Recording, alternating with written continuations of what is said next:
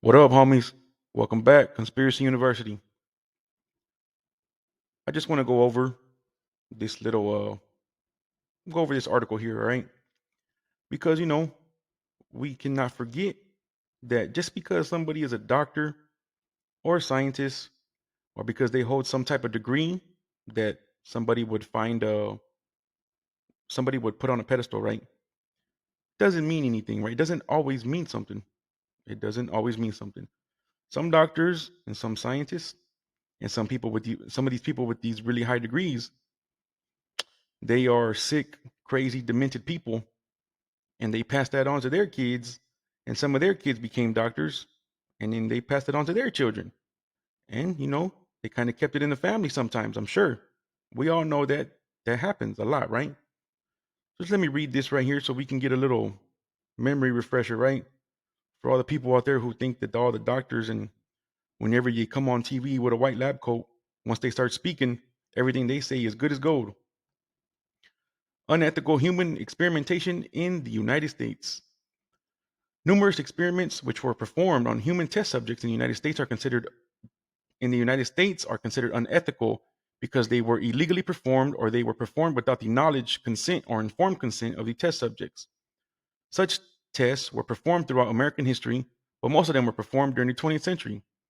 The experiments included the exposure of humans to many chemical and biological weapons, including infections with deadly or debilitating diseases, human radiation experiments, injections of toxic and radioactive chemicals, surgical experiments, interrogation and torture experiments, tests which involved mind altering substances, and a wide variety of other experiments.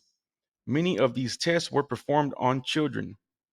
I repeat, many of these tests were performed on children, the sick, and mentally disabled individuals, often under the guise of medical treatment. In, in many of the studies, a large portion of the subjects were poor, racial minorities, or prisoners. Many of these experiments violated U.S. law. Some others were sponsored by government agencies or rogue elements thereof, including the Centers for Disease Control. I repeat, including the Centers for Disease Control, the United States military, and the Central Intelligence Agency, or they were sponsored by private corporations which were involved in military activities. The human research programs were usually highly secretive and performed without the knowledge or authorization of Congress, and in many cases, information about them was not released until many years after the studies had been performed. The ethical, professional, and legal implications of this in the United States medical and scientific community were quite significant and led to many institutions and policies that attempted to ensure that future human subject research in the United States would be ethical and legal.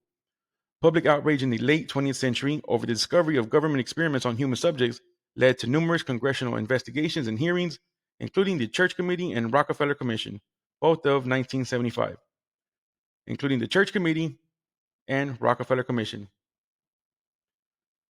So it's like they hired the bank robbers to go arrest the bank robbers. You know what I mean? And the 1994 Advisory Committee on Human Radiation Experiments, among others. All right, y'all. I don't want to read too much into this other stuff right here because it's kind of it gets it's gruesome. It ain't it's not good stuff at all, right? The things that they were doing to the slaves and the slave babies and stuff like that. Like someone's got to be held accountable, right? And since those people ain't here no more, I know it ain't their kids' fault or their grandkids' fault. You know what I mean? It's not. But all that money that these practices made, all these medical practices and all these doctors made throughout their family, they made a lot of money, a lot. And hey, maybe it's time for them to break bread, right? Share some of that wealth. Well, what do I know? I'm nobody. But as always, y'all, I appreciate every single one of y'all who come over here and rock with me. Eyes open. Stay safe, homies.